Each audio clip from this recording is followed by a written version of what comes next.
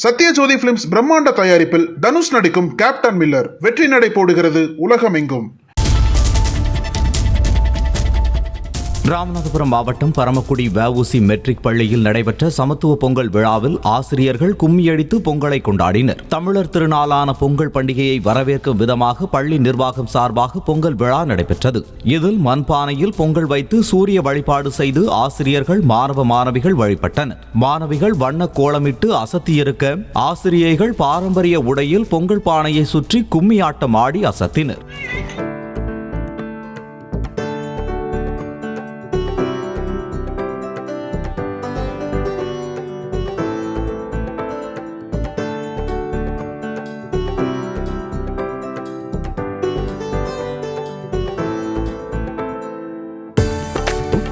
செய்திகளை உடனுக்குடனும் துல்லியமாகவும் தெரிந்து கொள்ள சப்ஸ்கிரைப் பண்ணுங்க.